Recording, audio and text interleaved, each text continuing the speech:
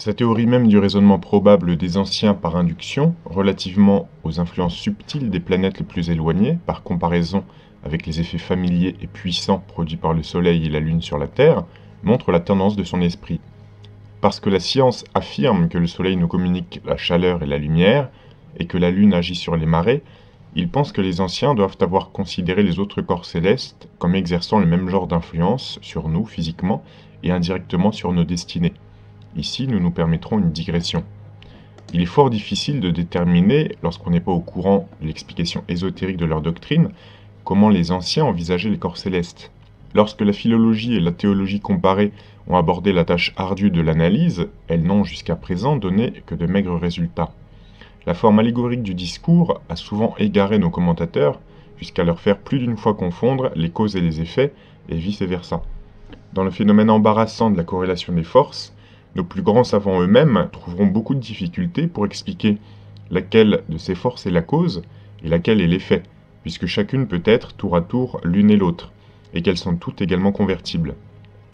Ainsi, si nous demandons aux physiciens « est-ce la chaleur qui engendre la lumière ou bien est-ce la lumière qui produit la chaleur ?» Ils nous répondraient probablement que c'est certainement la lumière qui crée la chaleur. Fort bien, mais comment ? Le grand artisan a-t-il d'abord produit la lumière ou bien a-t-il construit en premier lieu le soleil, que l'on dit être l'unique dispensateur de la lumière et conséquemment de la chaleur? Ces questions peuvent paraître au premier abord un indice d'ignorance, mais peut-être, en les scrutant avec soin, prendront-elles un autre aspect. Dans la Genèse, le Seigneur crée d'abord la lumière, et l'on prétend que 3 jours et 3 nuits s'écoulent avant qu'il crée le soleil, la lune et les étoiles. Cette grossière bévue contre la science exacte a fait beaucoup rire les matérialistes. Ils seraient parfaitement en droit d'en rire si leur doctrine que la lumière et la chaleur dérivent du soleil était inattaquable. Jusqu'à une époque très récente, rien n'est survenu pour ébranler cette théorie qui, à défaut d'une meilleure, règne, suivant l'expression d'un prédicateur, en souveraine dans l'empire de l'hypothèse. Les anciens adorateurs du soleil regardaient le grand esprit comme un dieu de la nature, identique à elle, et le soleil comme la divinité dans laquelle réside le seigneur de vie. D'après la théologie hindoue, Brahma est le soleil est la source des âmes et de toute vie. Agni, le feu divin, la divinité des hindous, est le soleil, aussi, car le feu et le soleil sont la même chose. Ormazd est la lumière, le dieu solaire ou le vivificateur. Dans la philosophie hindoue, les âmes proviennent de l'âme du monde et retournent à elle, comme les étincelles au feu. Mais dans un autre endroit, il est dit que le soleil est l'âme de toute chose, que tout est sorti de lui et doit retourner à lui. Ce qui montre bien que dans ces passages, le soleil est pris dans un sens allégorique et représente le soleil central, invisible, Dieu, dont la première manifestation fut Séphira, l'émanation d'Ensof, bref, la lumière. Je regardais, et voici, il vint du septentrion un vent impétueux, une grosse nuée et une gerbe de feu, qui répandait de tous côtés une lumière éclatante. Il y avait quelque chose en forme de trône, et sur cette forme de trône apparaissait comme une figure d'homme placée dessus, en haut. Je vis encore comme du feu, et qui rayonnait tout autour, dit Ézéchiel. Chapitre 1, 4, verset 22. Et Daniel parle de l'ancien des jours, le kabbalistique Ensof, dont le trône était comme des flammes de feu, et les roues comme un feu ardent. Un fleuve de feu coulait et sortait de devant lui. Comme le Saturne païen qui avait son palais de flammes dans le 7e ciel, le Jéhovah des Juifs avait son château de feu au-dessus des 7e cieux. Si l'espace limité de cet ouvrage nous le permettait, nous pourrions facilement montrer que nul parmi les anciens, y compris les adorateurs du soleil, ne considérait notre soleil visible autrement que comme un emblème de leur dieu solaire métaphysique, central que notre science est invisible. De plus, ils ne croyaient pas, ce moderne nous apprend, savoir que la lumière et la chaleur procèdent de notre soleil, et que c'est cet astre qui donne la vie à toute la nature visible. Son rayonnement est impérissable, dit le Rig Veda. Les rayons d'Agni à l'éclat intense, incessant, pénétrant tout, ne s'arrêtent jamais, ni le jour, ni la nuit. Cela se rapporte évidemment au soleil central spirituel, dont les rayons pénètrent sans cesse partout, le vivificateur éternel et infini. Il est le point, le centre, qui est partout, du cercle, qui n'est nulle part. Le feu éthéré, spirituel, l'âme et l'esprit du mystérieux éther qui pénètre tout, l'énigme des matérialistes, qui quelques jours trouveront que la cause des innombrables forces cosmiques en éternelle corrélation n'est qu'une divine électricité, ou plutôt un galvanisme, et que le Soleil n'est qu'un des myriades d'aimants disséminés dans l'espace, un réflecteur, selon le général Pleasanton.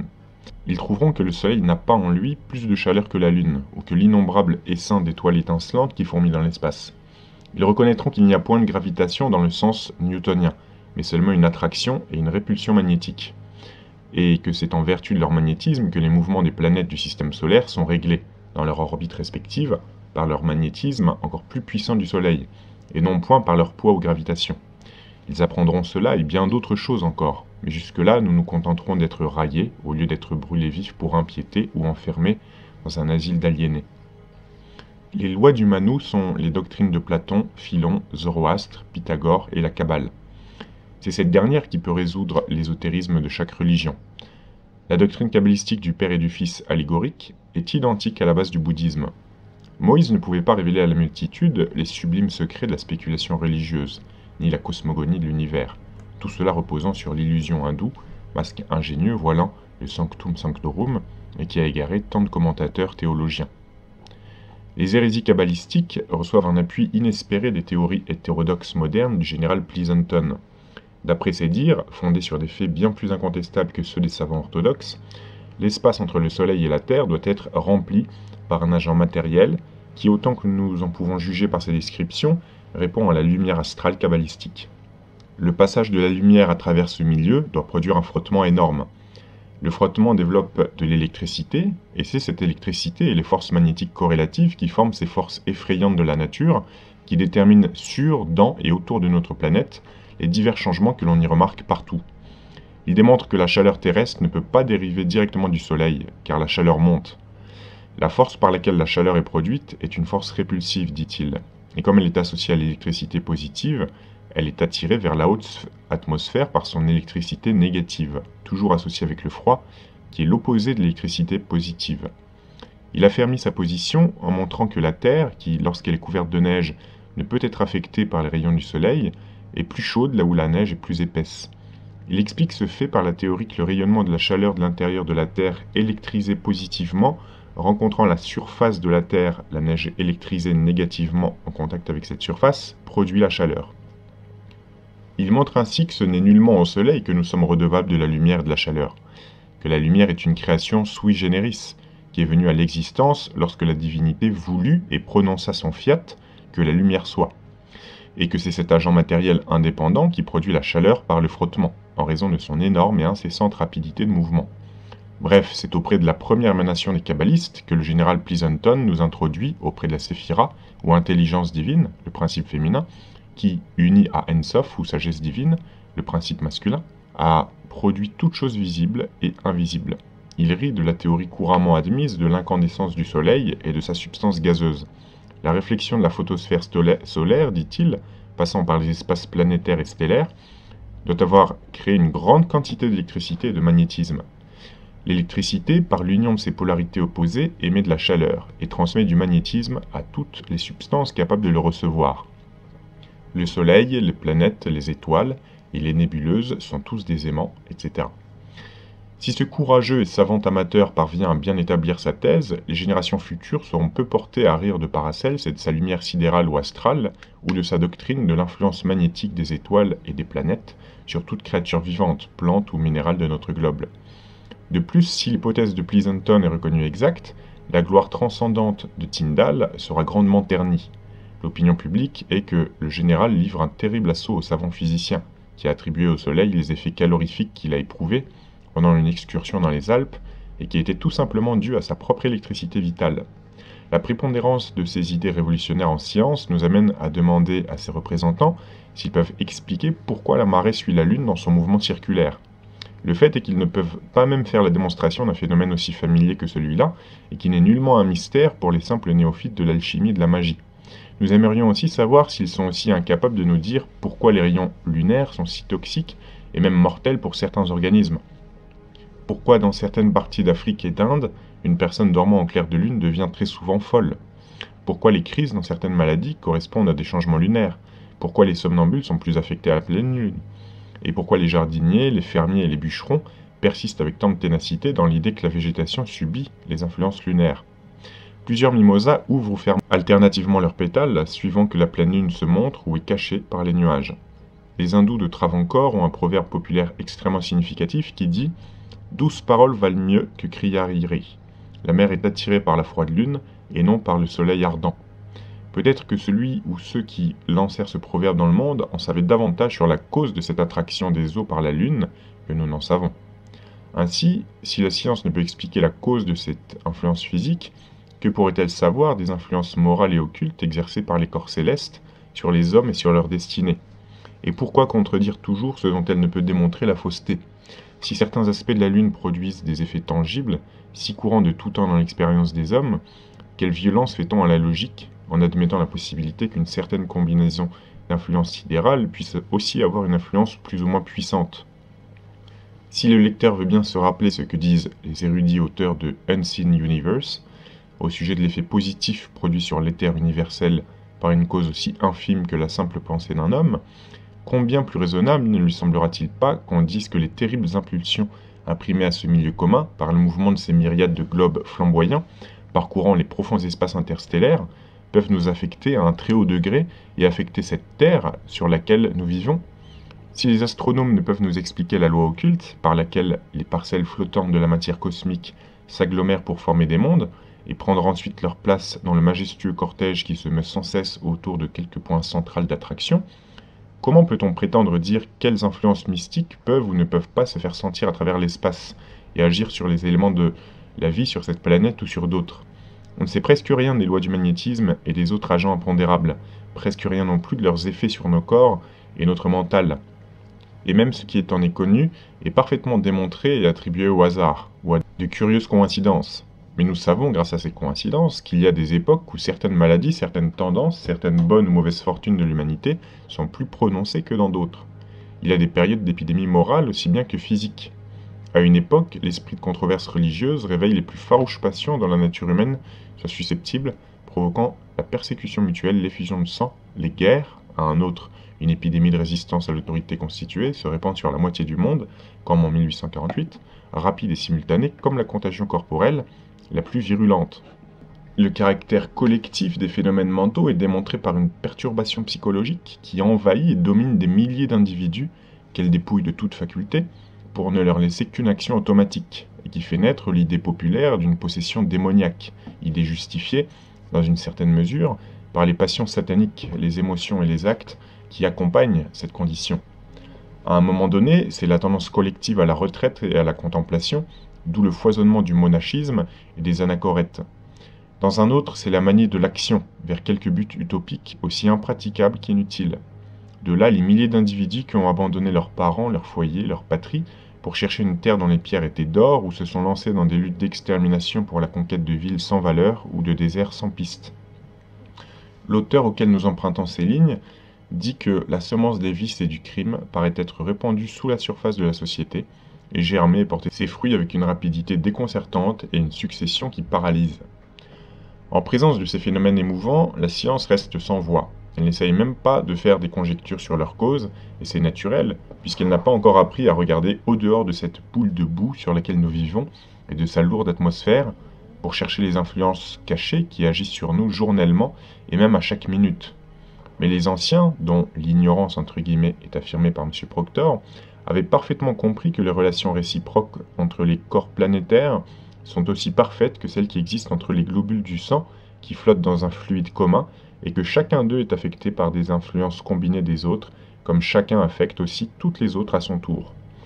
Comme les planètes diffèrent en dimension, en distance et en activité, certains genres de musique nous inspirent de la frénésie, d'autres exaltent dans l'âme les aspirations religieuses. Enfin, il n'est guère de créatures humaines qui ne répondent à certaines vibrations de l'atmosphère. Il en est de même des couleurs, quelques-unes nous surexcitent, d'autres nous calment et nous font plaisir. La religieuse s'habille de noir, pour indiquer la tristesse d'une foi écrasée par le péché originel. La mariée prend des vêtements blancs, le rouge excite la colère chez certains animaux. Si l'homme et les animaux sont ainsi affectés par des vibrations opérant sur une petite échelle, pourquoi ne serions-nous pas affectés en masse par des vibrations produites sur une vaste échelle, par les influences combinées des astres? Nous savons, dit le docteur Elam, que certaines conditions pathologiques ont une tendance à devenir épidémiques sous l'influence de causes non encore étudiées. Nous voyons combien est forte la tendance de l'opinion, une fois promulguée, à prendre une forme épidémique. Et il n'est pas d'opinion ou d'illusion trop absurde pour prendre ce caractère collectif. Nous observons aussi de quelle façon remarquable les mêmes idées se reproduisent et reparaissent à des époques successives. Nul crime n'est trop horrible pour devenir populaire. L'homicide, l'infanticide, le suicide, l'empoisonnement, toutes les conceptions diaboliques de l'humanité. En fait d'épidémie, la cause de leur rapide propagation à une époque particulière est et demeure un mystère. Fin de citation. Ces quelques lignes contiennent un fait psychologique indéniable, esquissé de main de maître, et en même temps une demi-confession de parfaite ignorance, cause non encore étudiée. Pourquoi ne pas être franc et ajouter qu'il est impossible de les étudier avec les méthodes scientifiques actuelles? Signalant une épidémie d'incendiaires, le docteur Elam cite des annales d'hygiène publique les cas suivants. Une jeune fille d'environ 17 ans est arrêtée, et elle avoue que 2 fois elle a mis le feu à des habitations par instinct, poussée par un besoin irrésistible. Un garçon de 18 ans commet plusieurs actes de même nature. Il est ému par aucune passion, mais la montée des flammes lui procurait une émotion particulièrement agréable. Qui n'a pas rencontré dans les colonnes des journaux des cas analogues? Ils frappent constamment l'œil. Dans des cas de meurtre de toute nature et d'autres crimes d'un caractère diabolique, l'acte est attribué dans 9 cas sur 10 par les coupables eux-mêmes à des obsessions irrésistibles. Quelque chose me répétait sans cesse à l'oreille, quelqu'un me poussait constamment et m'engageait à agir. Telles sont les trop fréquentes confessions des criminels. Les médecins les attribuent à des hallucinations de cerveau mal équilibré et ils nomment ces impulsions homicides une folie temporaire. Mais la folie elle-même est-elle bien comprise par les psychologues? Sa cause a-t-elle jamais été formulée dans une hypothèse capable de soutenir l'examen d'un chercheur intransigeant? Que les ouvrages de controverse de nos aliénistes répondent à cette question. Platon reconnaît que l'homme est le jouet de l'élément de nécessité, dans lequel il entre à son apparition dans ce monde de matière. Il est influencé par des causes extérieures, et ces causes sont des daimonia, comme celui de Socrate. Heureux l'homme physiquement pur, car si son âme externe, le corps, est pure, elle ajoutera de la force à la seconde, le corps astral, ou l'âme qu'il nomme l'âme mortelle plus élevée, laquelle, bien que susceptible de commettre des erreurs par ses propres mobiles, se range néanmoins, avec la raison, contre les penchants animaux du corps. Les désirs de l'homme naissent de son corps matériel périssable, et il en est de même des autres maladies. Mais quoiqu'il considère les crimes comme quelquefois involontaires, car ils sont le résultat, comme les maladies corporelles, de causes extérieures, Platon fait clairement une grande distinction entre ces causes. Le fatalisme qu'il accorde à l'humanité n'exclut en aucune manière la possibilité de les éviter, car si la douleur, la crainte, la colère et d'autres sensations sont imposées à l'homme par la nécessité, s'il sait en triompher, il vivra honnêtement, et s'il se laisse vaincre par elle, il vivra malhonnêtement.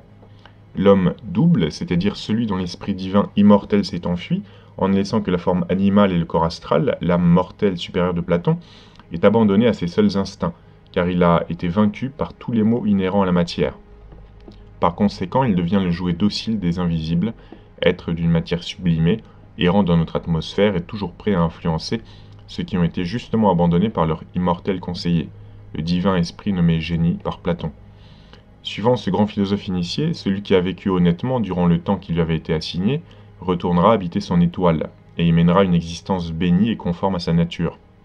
Mais s'il ne l'obtient pas dans la deuxième génération, il passera dans le corps d'une femme, deviendra faible et impuissant comme une femme, et si dans cette condition il ne se détourne pas du mal, il sera changé en une brute qui lui rassemblera dans sa mauvaise conduite, et ses tourments et ses transformations ne cesseront point, jusqu'à ce que, suivant le principe originaire de ressemblance en lui-même, il surmonte, à l'aide de la raison, les dernières sécrétions des éléments irrationnels et turbulents. Démons élémentaires, composés de feu, d'air, d'eau et de terre, et reviennent à la forme de sa première et meilleure nature. Mais le docteur Elam pense autrement. À la page 194 de son livre, A Physician's Problem, il dit que la cause de la propagation rapide de certaines maladies épidémiques, qu'il indique, demeure un mystère. Mais en ce qui concerne la pyromanie, il remarque que, dans tout cela, il n'y a rien de mystérieux, quoique l'épidémie soit fortement développée. Étrange contradiction. De Quincy, dans son pamphlet intitulé Murder Considered as One of the Fine Arts, parle d'une épidémie d'assassinat entre 1588 et 1635, au cours de laquelle 7 des hommes les plus distingués de cette époque périrent par la main des assassins, et ni lui ni aucun autre commentateur n'a pu expliquer la cause de cette manie homicide. Si nous pressons ces messieurs de s'expliquer ce qu'en leur qualité de philosophes ils sont tenus de faire, on nous répond qu'il est bien plus scientifique d'assigner pour cause à ces épidémies la surexcitation du mental. Une époque d'agitation politique, 1830, la fièvre d'imitation et l'impulsion, le garçon désœuvré et facile à entraîner, et les filles hystériques, que de s'attarder à d'absurdes recherches pour vérifier des traditions superstitieuses dans une hypothétique lumière astrale. Il nous semble cependant que si par quelque fatalité providentielle, l'hystérie venait à disparaître entièrement de l'organisme humain, la confrérie médicale se trouverait fort empêchée pour donner l'explication de bien des phénomènes aujourd'hui commodément classés sous le titre de symptômes normaux de certaines conditions pathologiques des centres nerveux. L'hystérie a été jusqu'à présent l'encre de salut des pathologistes sceptiques. Qu'une jeune paysanne crasseuse se mette subitement à parler couramment différentes langues étrangères, jusqu'alors ignorées d'elle, et qu'elle écrive des poésies, hystérie. Qu'un médium s'enlève dans l'espace sans présence d'une douzaine de témoins, qu'il sorte par une fenêtre à la hauteur du 3e étage et rentre par une autre, trouble des centres nerveux suivi d'illusions collectives hystériques. Un terrier écossais, enfermé dans une chambre pendant une manifestation, est lancé par une main invisible à travers la pièce, dont le plafond est haut de 18 pieds, casse dans son saut périlleux un chandelier et retombe mort. Hallucination canine.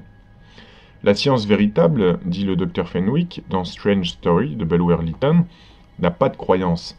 Elle ne connaît que 3 états d'esprit, la négation, la conviction et le vaste intervalle entre les deux, qui n'est pas la foi, mais la suspension du jugement. Telle était peut-être la science au temps du Dr Fenwick. Mais la véritable science de nos temps modernes procède d'autre façon. Elle nie catégoriquement sans la moindre investigation préliminaire, ou bien elle s'assoit dans l'intervalle entre la négation et la conviction, et, dictionnaire en main, elle invente de nouveaux termes gréco-latins pour désigner des genres d'hystérie inexistants. Que de fois des clairvoyants puissants ou des adeptes du magnétisme ont décrit des épidémies et des manifestations physiques, bien qu'invisibles pour les autres, que la science attribuait à l'épilepsie, à des désordres hémato-nerveux et que sais-je encore, manifestations d'origine somatique, qu'ils voyaient clairement grâce à leur lucidité dans la lumière astrale. Ils affirment que les ondes électriques étaient dans un état de perturbation violente et qu'ils discernaient une relation directe entre ce trouble de l'éther et l'épidémie mentale ou physique qui faisait rage alors. Mais la science ne les a pas écoutés, et elle a continué son travail encyclopédique qui consiste à donner des noms nouveaux à de vieilles choses. L'histoire, nous dit M. Dupotet, le prince des mesmériseurs français, ne conserve que trop bien les tristes enregistrements concernant la sorcellerie. Les faits n'étaient que trop réels et donnaient lieu à d'affreux abus, à des pratiques monstrueuses. Mais comment ai-je trouvé cet art? Où l'ai-je appris? Dans mes idées? Non, c'est la nature elle-même qui me l'a fait connaître. Et comment?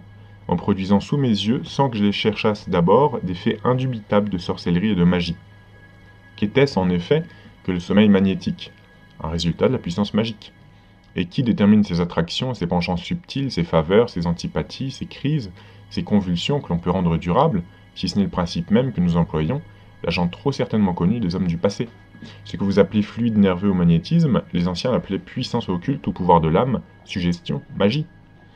La magie est fondée sur l'existence d'un monde mixte, placé en dehors de nous, et avec lequel nous pouvons entrer en communication par l'emploi de certains procédés et de certaines pratiques.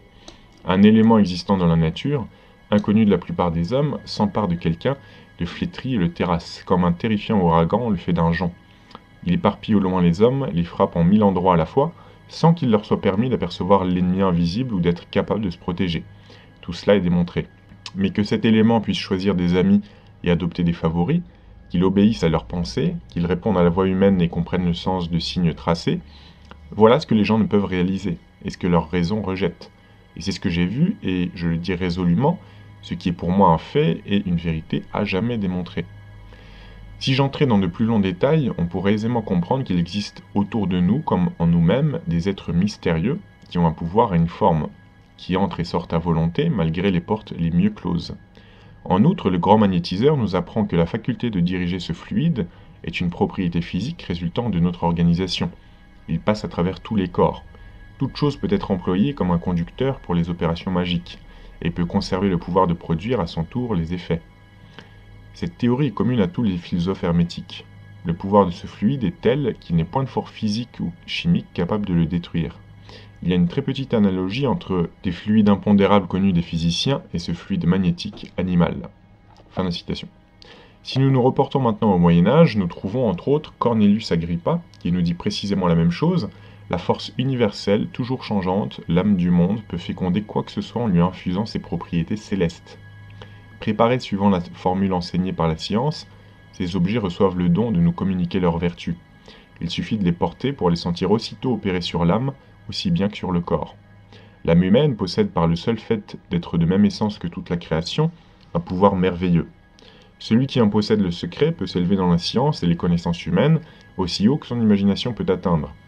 Mais il ne le peut qu'à la condition de devenir intimement uni à cette force universelle. La vérité, voire même l'avenir, peuvent être rendus présents aux yeux de l'âme, et ce fait a été bien des fois démontré par des événements qui se sont accomplis tels qu'ils avaient été vus et décrits d'avance. Le temps et l'espace disparaissent devant le regard d'aigle de l'âme immortelle.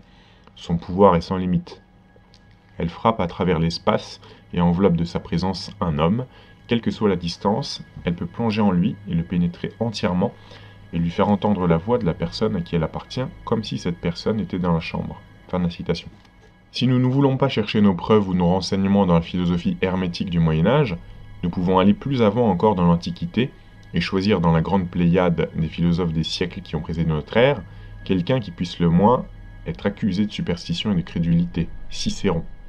Parlant de ceux qu'il appelle des dieux et qui sont des esprits humains ou des esprits atmosphériques, il dit « Nous savons que, de tous les êtres vivants, l'homme est le mieux formé, et comme les dieux sont de ce nombre, ils doivent avoir la forme humaine.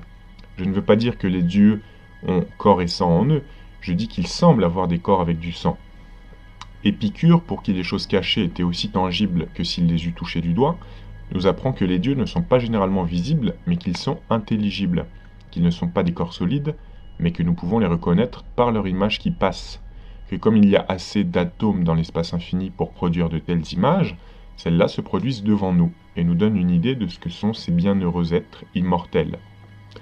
Lorsqu'un initié, dit à son tour Eliphas Lévi, est devenu tout à fait lucide, il communique et dirige à volonté les vibrations magnétiques dans la masse de la lumière astrale.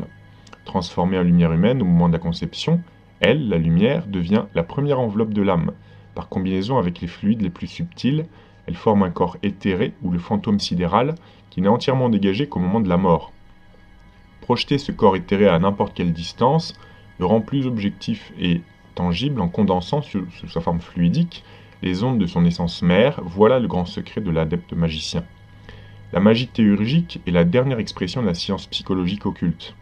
Les académiciens la repoussent comme une hallucination de cerveau malade ou la flétrisse de l'opprobre du charlatanisme. Nous leur contestons de la façon la plus formelle le droit d'exprimer leur opinion sur un sujet qu'ils n'ont jamais étudié. Ils n'ont pas plus le droit, dans l'état actuel de leur connaissance, de juger la magie et le spiritisme qu'un indigène des îles Fidji de hasarder son avis sur les travaux de Faraday ou d'Agassiz. Tout ce qu'ils peuvent faire un jour, c'est de corriger leurs erreurs du jour précédent. Il y a près de 3000 ans, antérieurement à Pythagore, les anciens philosophes professaient que la lumière était pondérable, et par conséquent de la matière, et que la lumière était une force. La théorie corpusculaire, par suite de certains échecs de Newton pour en rendre compte, fut tournée en ridicule, et la théorie ondulatoire, qui proclame que la lumière est impondérable, fut acceptée. Et maintenant, voilà le monde stupéfait de voir M. Crookes peser la lumière avec son radiomètre. Les pythagoriciens soutenaient que ni le soleil ni les étoiles n'étaient les sources de la chaleur ou de la lumière, que le premier n'était qu'un agent. Mais les écoles modernes enseignent le contraire. On en peut dire autant de la loi de gravitation de Newton. Suivant strictement la doctrine de Pythagore, Platon professait que la gravitation n'est pas simplement la loi de l'attraction magnétique des corps moindres par les corps plus grands, mais bien une répulsion magnétique des semblables et une attraction des contraires. Les choses réunies, contrairement à la nature, se font naturellement la guerre et se repoussent mutuellement. Cela ne veut pas dire que la répulsion a lieu nécessairement entre des corps de propriétés dissemblables, mais que lorsque des corps naturellement en antagonisme sont mis en contact, ils se repoussent réciproquement. Les recherches de Barth et de Schweigger ne laissent que peu ou point de doute sur le fait que les anciens étaient bien au courant des attractions mutuelles du fer et de l'aimant, aussi bien dues des propriétés positives et négatives de l'électricité, quels que soient les noms qu'ils lui donnaient. Les relations magnétiques réciproques des globes planétaires, qui sont tous des aimants, étaient pour eux un fait démontré, et les aérolites non seulement étaient nommés par eux pierres magnétiques, mais encore étaient employés dans les mystères pour les usages auxquels maintenant nous employons les aimants. Par conséquent, lorsque le professeur Mayer de l'Institut de technologie de Stevens disait en 1872 au club scientifique de Yale que la Terre est un grand aimant, et qu'à la moindre agitation survenant soudainement à la surface du Soleil, le magnétisme de la Terre éprouve une perturbation profonde d'équilibre, imprimant des secousses aux aimants de nos observatoires, et produisant ces grands jaillissements de lumière polaire dont les flammes brillantes dansent au même rythme que l'aiguille instable, il ne faisait que redire en bon anglais ce qui avait été dit en bon dialecte dorique, nombre de siècles avant que le premier philosophe chrétien n'ait vu le jour.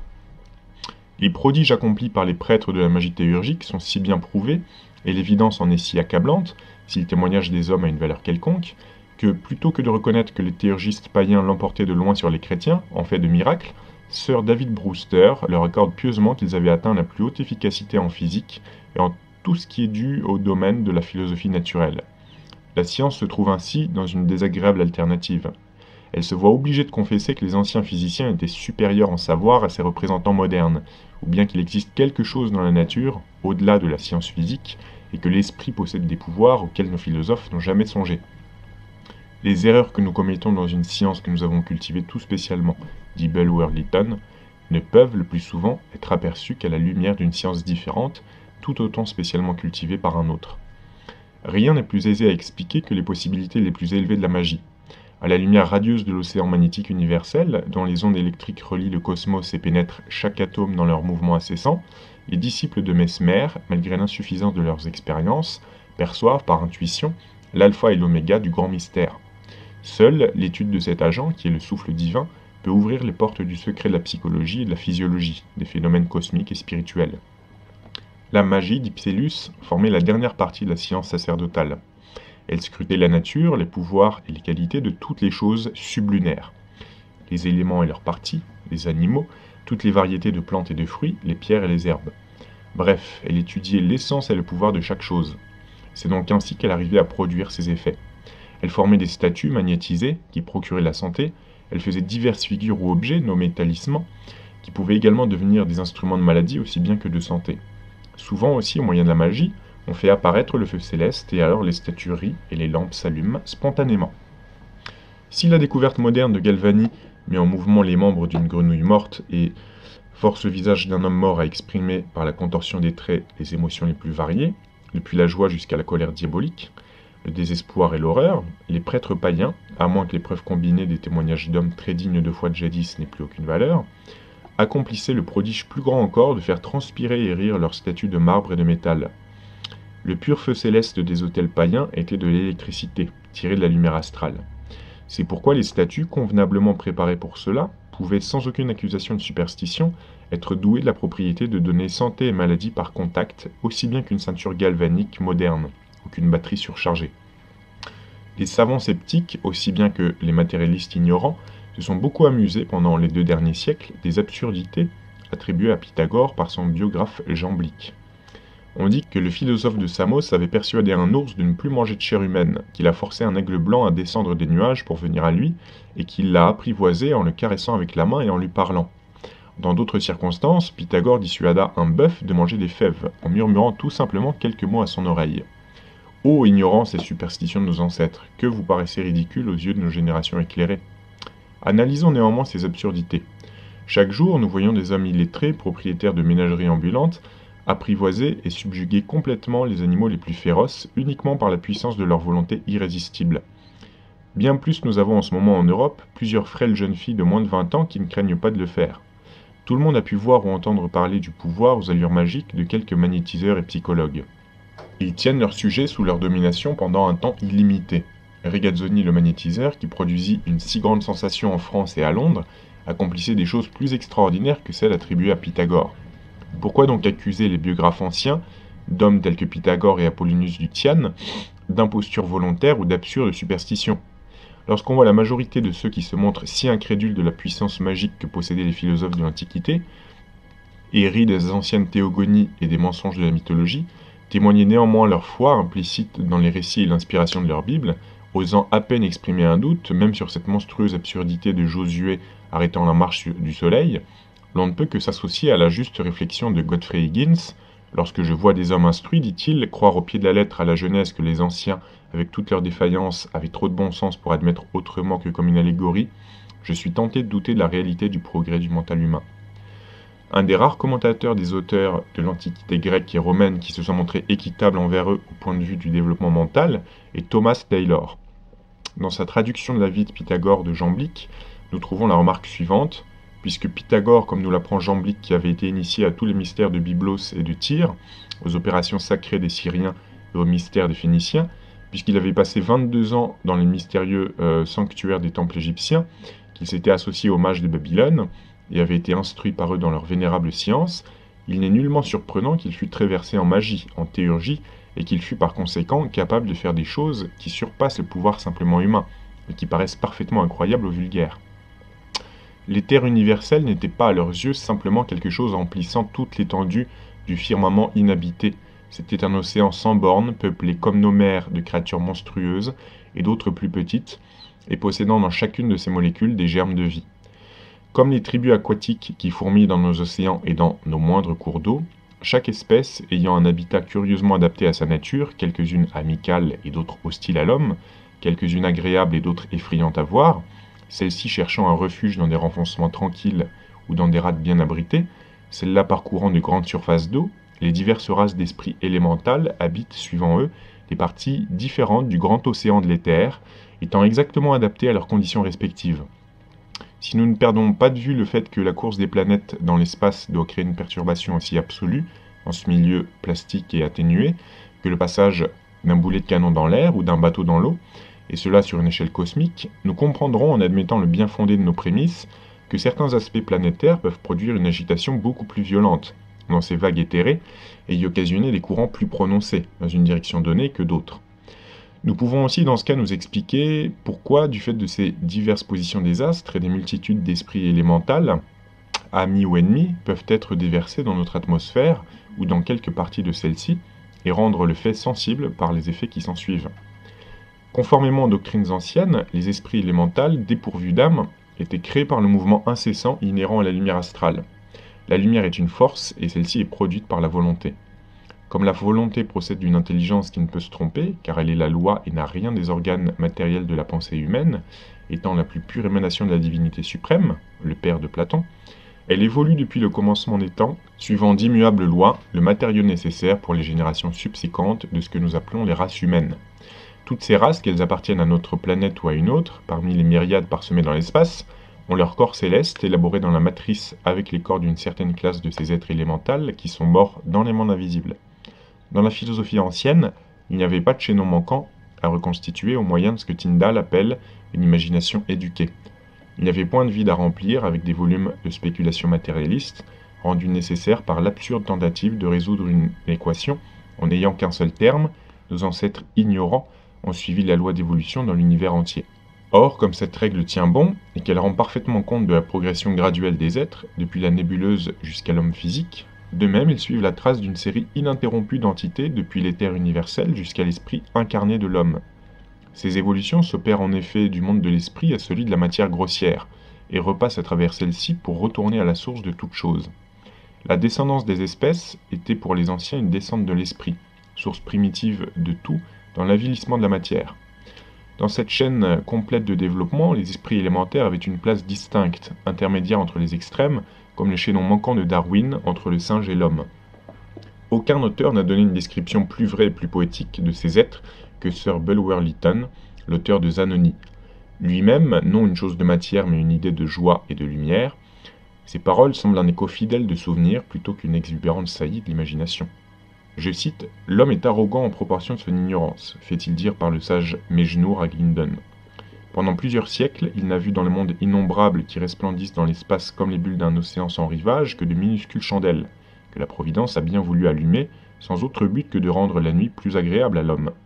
L'astronomie a dissipé cette illusion de la vanité humaine, et l'homme reconnaît maintenant à contre-cœur que les astres sont des mondes plus grands et plus glorieux que le sien.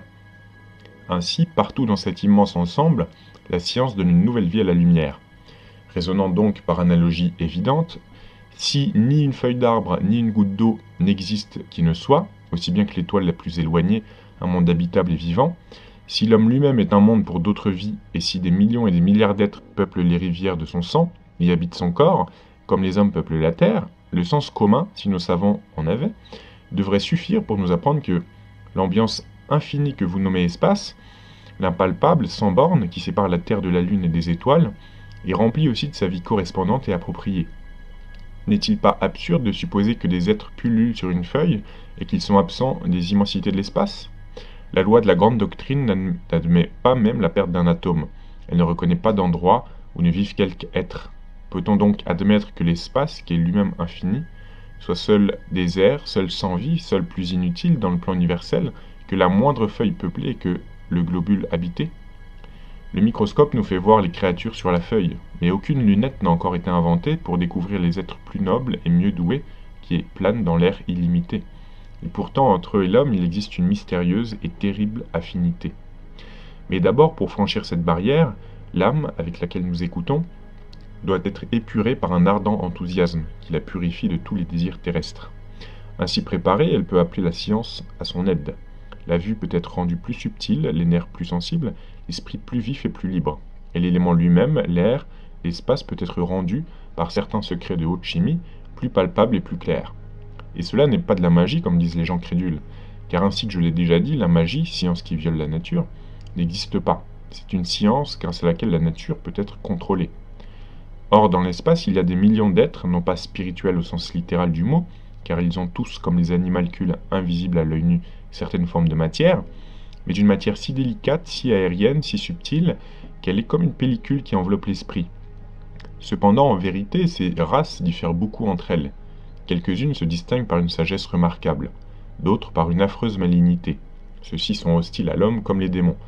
Ceux-là lui sont dévoués comme des messagers entre la terre et le ciel. Parmi les habitants du seuil, il en est un qui surpasse en malice et en haine tous ceux de sa tribu, un dont l'œil a paralysé les plus braves, et dont la puissance en impose à l'esprit, précisément en proportion de la peur qu'ils inspirent.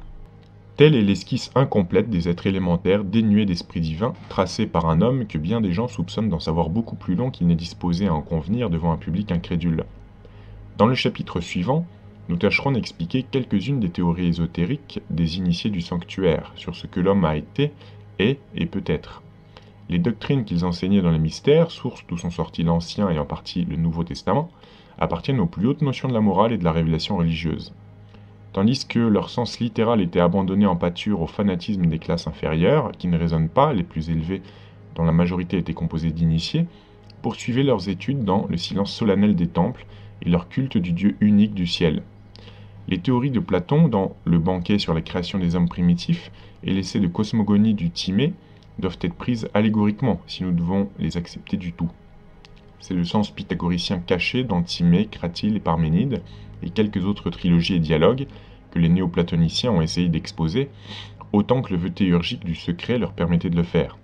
La doctrine pythagoricienne, que Dieu est le mental universel répandu en toutes choses, et le dogme de l'immortalité de l'âme, sont les traits principaux de ces enseignements en apparence incongrus.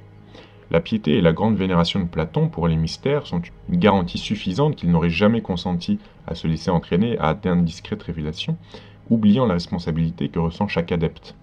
En se perfectionnant constamment dans les parfaits mystères, dit-il dans le Phèdre, l'homme devient véritablement parfait par eux seuls. Il ne dissimulait pas son mécontentement de ce que les mystères étaient devenus moins secrets qu'auparavant. Au lieu de les profaner en les mettant à la portée des multitudes, il aurait voulu qu'on les gardât avec un soin jaloux, contre tous, sauf les plus sérieux et les plus dignes de ses disciples. Tout en faisant mention des dieux à chaque page, son monothéisme est incontestable, car tout le fil de son discours indique que, par ce mot Dieu, il entend une classe d'êtres placés fort bas sur l'échelle des divinités, et d'un degré seulement plus haut que les hommes. Joseph lui-même observa et reconnut ce fait, malgré le préjugé naturel de sa race. Cependant, ceux qui parmi les Grecs ont philosophé d'accord avec la vérité, dit cet historien, dans sa célèbre attaque contre Appion, n'étaient ignorants de rien. Ils n'avaient pas manqué de percevoir les étranges légèretés des allégories mythiques qui les leur faisaient mépriser. C'est sous l'influence de ce sentiment que Platon dit qu'il n'est point nécessaire d'admettre aucun des autres poètes dans la communauté, et il écarte doucement Homère après l'avoir couronné et l'avoir oint de baume, afin qu'il ne vînt point détruire par ses mythes la croyance orthodoxe au sujet du Dieu unique. Ceux qui comprennent le véritable esprit de la philosophie de Platon ne seront guère satisfaits de l'appréciation que Jovette en donne à ses lecteurs. Il nous dit que l'influence exercée sur la postérité par le Timée est due en partie à une mauvaise interprétation de la doctrine de son auteur par les néoplatoniciens. Il voudrait nous faire croire que le sens caché qu'il trouvait dans ce dialogue est tout à fait différent de l'esprit de Platon. Cela équivaut à dire que Jovette comprend ce qu'était réellement cet esprit, tandis que sa critique sur ce point précisément indique plutôt qu'il ne l'a pas saisi du tout. Si, comme il nous le dit, les chrétiens y trouvent leur trinité, le Verbe, l'Église et la création du monde au sens juif, c'est parce que tout cela s'y trouve. Par conséquent, il n'y a rien d'extraordinaire à ce qu'il l'ait trouvé.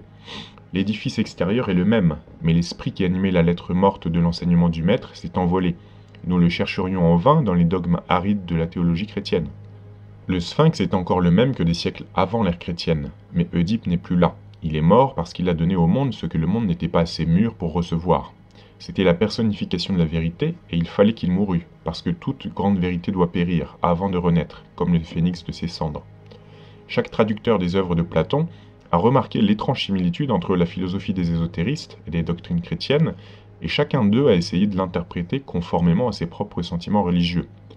Ainsi, Corrie, dans ses anciens fragments, essaye de prouver que ce n'est qu'une ressemblance extérieure, et il fait son possible pour rabaisser la monade de Pythagore dans l'estime publique, pour élever sur ses ruines la divinité anthropomorphique postérieure. Taylor, défendant la monade, agit sans plus de façon avec le dieu mosaïque. Zeller se moque hardiment des prétentions des pères de l'Église, qui, malgré l'histoire et la chronologie, que le monde le veuille ou non, soutiennent que Platon et son école ont pris au christianisme ses principales vérités. Il est aussi heureux pour nous que malheureux pour l'Église que des tours de prestidigitation, comme celui auquel Eusèbe a eu recours, soient difficiles dans notre siècle. Il était plus aisé de tronquer la chronologie pour le synchronisme, à l'époque de l'évêque de Césarée, qu'aujourd'hui, et tant que l'histoire existe, il n'est au pouvoir de personne d'empêcher le monde de savoir que Platon vivait 600 ans avant qu'il prît la fantaisie à Irénée d'établir une doctrine nouvelle sur les ruines de l'académie plus ancienne de Platon. Cette doctrine de Dieu, conçue comme le mental universel répandu dans toute chose, se retrouve dans toutes les philosophies anciennes.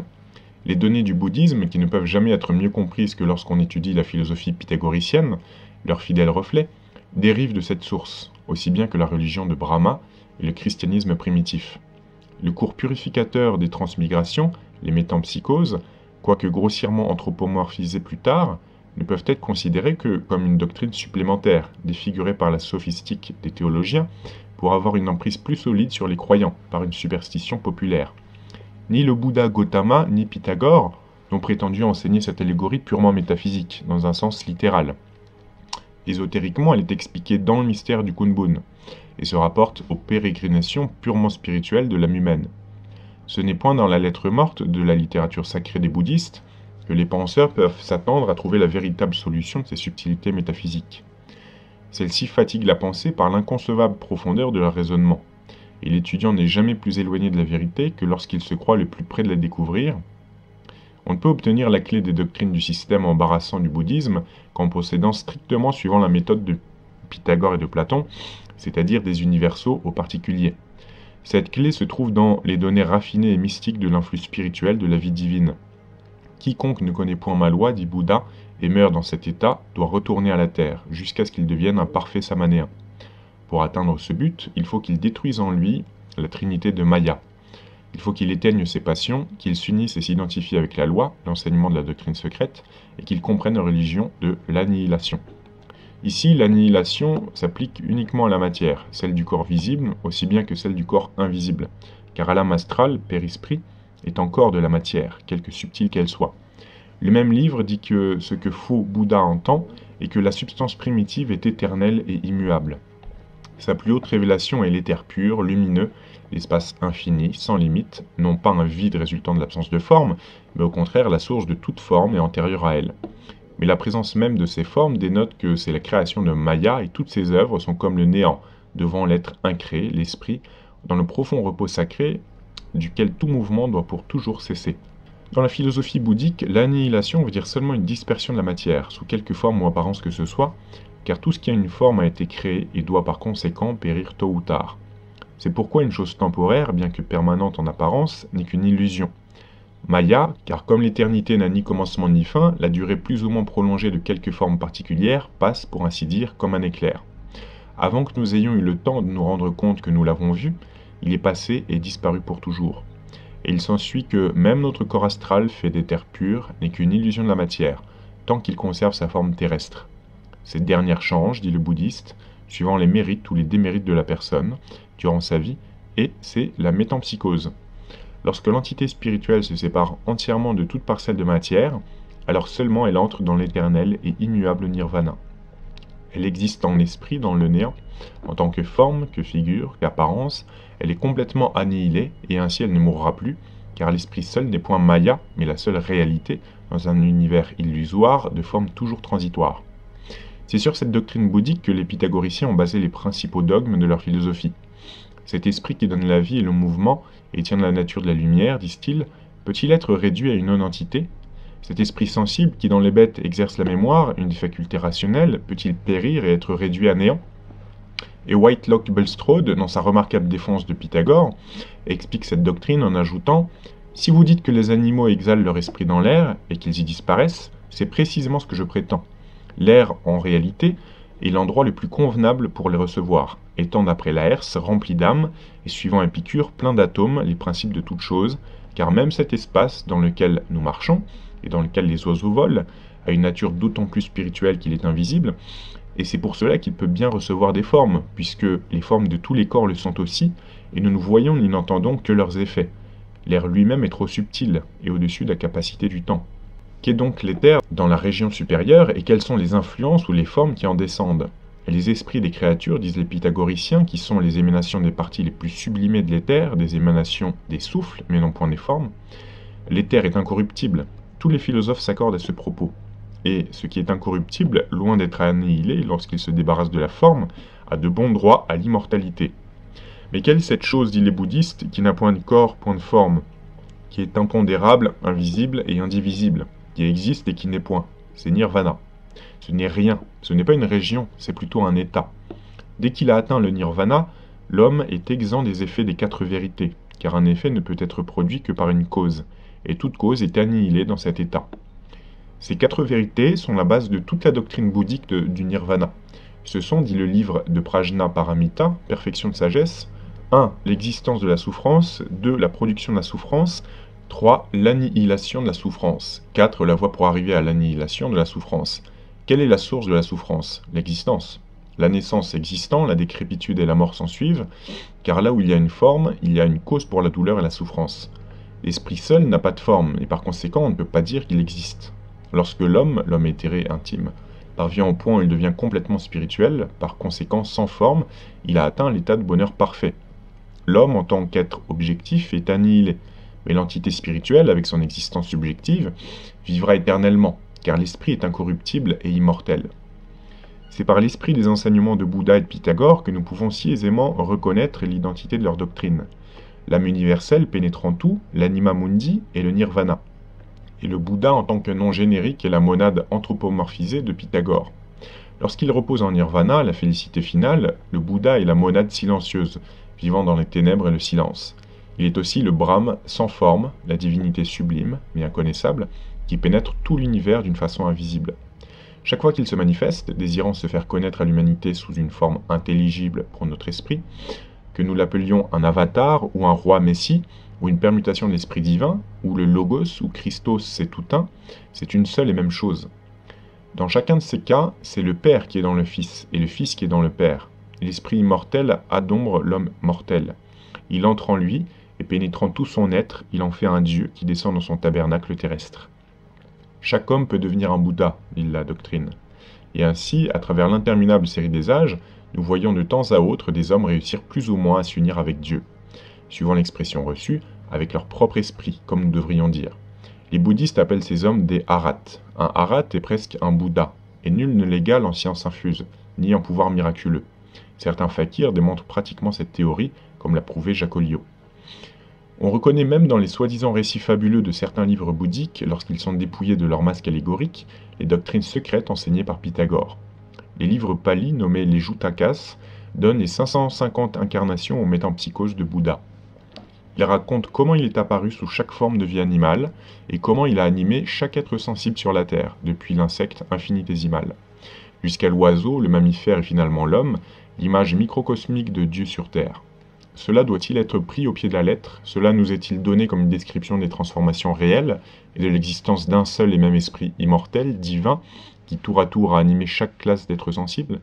Ne devons-nous pas plutôt l'interpréter, avec les métaphysiciens bouddhistes, comme signifiant que, quoique les esprits individuels humains soient innombrables, collectivement ils n'en font qu'un, de même que chaque goutte d'eau de l'océan peut, métaphoriquement parlant, avoir une existence individuelle, et en même temps ne faire qu'un avec les autres gouttes qui forment cet océan, car chaque esprit humain est une étincelle de la lumière qui pénètre tout, que cet esprit divin anime la fleur, le fragment de granit au flanc de la montagne, le lion, l'homme, les hiérophantes égyptiens, comme les brahmanes et les bouddhistes d'Orient, et quelques philosophes grecs soutenaient en principe que le même esprit qui anime les parcelles de poussière, latent en elles, anime aussi l'homme, se manifestant en lui, à son plus haut état d'activité.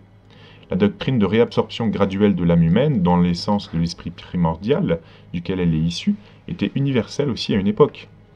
Mais cette doctrine n'a jamais impliqué l'idée de l'anéantissement de l'ego spirituel supérieur, seulement la dispersion des formes extérieures de l'homme, après sa mort terrestre, aussi bien que durant son séjour sur la terre. Qui nous ferait mieux connaître les mystères d'après la mort, qu'à tort on suppose impénétrables, que ces hommes qui, ayant réussi par la pureté de leur vie et de leurs aspirations à s'unir avec leur Dieu, obtinrent quelques aperçus, bien qu'imparfaits, de la grande vérité? Et ces voyants nous racontent d'étranges histoires sur la variété des formes que prennent les âmes astrales désincarnées, formes dont chacune est une réflexion spirituelle mais concrète de l'état abstrait du mental et des pensées de l'homme d'autrefois vivant. Accuser la philosophie bouddhique de rejeter un être suprême, Dieu et l'immortalité de l'âme, la taxer d'athéisme, en un mot, parce que d'après ces doctrines nirvana signifie anéantissement et que Swabhavat n'est pas une personnalité, mais rien, est tout simplement absurde. L'en ou ayin du Ensof juif signifie également nil ou rien, ce qui n'est pas, quo adnos. Pourtant, jamais il n'est venu à l'idée de quiconque d'accuser les juifs d'athéisme. Dans les deux cas, le sens véritable du terme « rien » comporte l'idée que Dieu n'est pas une chose, un être concret ou visible, auquel un nom exprimant un objet quelconque connu de nous sur Terre puisse convenablement être appliqué. C'est la fin de la première partie du tome 1 de cet ouvrage, Isis dévoilée, qui fait 1645 pages au total, donc beaucoup de choses intéressantes. Je vous dis à bientôt pour une nouvelle vidéo.